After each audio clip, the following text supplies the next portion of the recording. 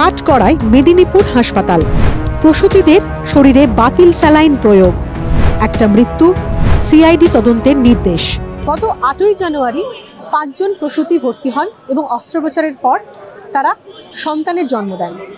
এরপরে একজন প্রসূতির মৃত্যু হয় এবং বাকি 4 জন প্রসূতি আশঙ্কাজনক অবস্থায় মেদিনীপুর মেডিকেল কলেজ হাসপাতালে অসুস্থ হয়ে পড়েন।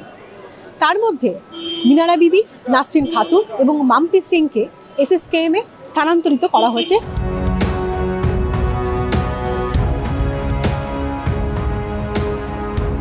রবিবার রাতে 3 প্রসূতিকে কলকাতার এসএসকেএমে আনা হয়।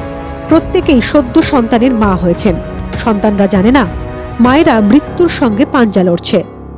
গোটা শরীর ফুলে গেছে, ব্লাড যেতেছিল বেশি, সেটা দেখছি কমা হয়েছে। ফুলে গেছে পুরো, পেশেন্টটা তো পুরো ফুলে গেছে।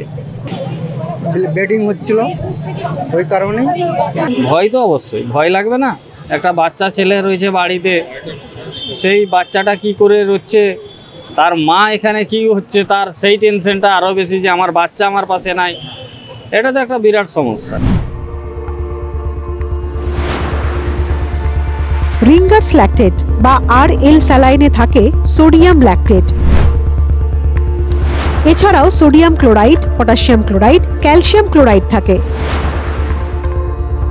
শরীরে খনিজের মাত্রা বাড়াতে হলে দেওয়া হয় আরএল। শরীরে জলের পরিমাণ কমে গেলে বা ইলেকট্রোলাইট ব্যালেন্সে গোলমাল হলে দেওয়া হয়।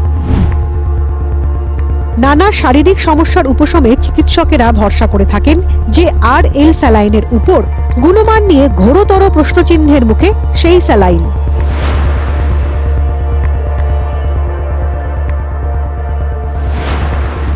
গত বছর নভেম্বরে পরপর প্রসূতি মৃত্যুর ঘটনার পর কর্ণাটক সরকার ব্ল্যাকলিস্ট করে আরএল স্যালাইনের প্রস্তুতকারক পশ্চিমবঙ্গ ফার্মাসিউটিক্যালসকে। গত 10ই ডিসেম্বর গুণমানের প্রশ্নে পশ্চিমবঙ্গ ফার্মাসিউটিক্যালসের স্যালাইন উৎপাদনকে নিষিদ্ধ করে রাজ্য। সেই স্যালাইনই দেওয়ার অভিযোগ মামুনি সহ 5 প্রসূতিকে। এসএসকেএমে চিকিৎসা চলছে 3 প্রসূতির। কেমন আছেন তারা? 2 জন সিসিইউ আর 1 জন আইটিইউতে ভর্তি আছেন। 3 জনই ক্রিটিক্যাল আছেন। ডাক্তাররা এবং মেডিকেল বোর্ড তাদের চিকিৎসা করছেন। এখন দেখা যাক। 2 জন ভেন্টিলেটরে, 1 জন এখনো ভেন্টিলেশন। কেন বাতিল স্যালাইন প্রয়োগ? রাজ্য বাতিল করার পরেও কেন সরকারি হাসপাতালে রিঙ্গার্স ল্যাকটেট ব্যবহার?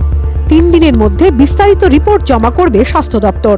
কোনো নেগলিজেন্স বরদাস্ত করব না, এটা পরিষ্কার নির্দেশ দেওয়া হয়েছে। প্রিলিমিনারি ইনকোয়ারি রিপোর্ট যেহেতু এসেছে, আমরা সেই জন্যই তার পরিপ্রেক্ষিতেই, তার ফাইন্ডিংসের পরিপ্রেক্ষিতে আমরা ডিটেইলড ইনভেস্টিগেশনের জন্য বলেছি।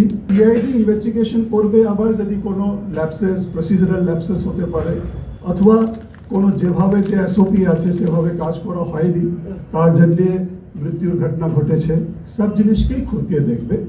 পুরো অ্যাঙ্গেলস, পুরো অ্যাসপেক্ট, সব জিনিসকে সার্বিকভাবে যাতে তদন্ত করা যায় এবং কোনো জিনিস বাদ না যায়, এর জন্যই আমরা অ্যাডমিনিস্ট্রেটিভ ইনকোয়ারি এবং সিআইডি ইনকোয়ারি দুটোই।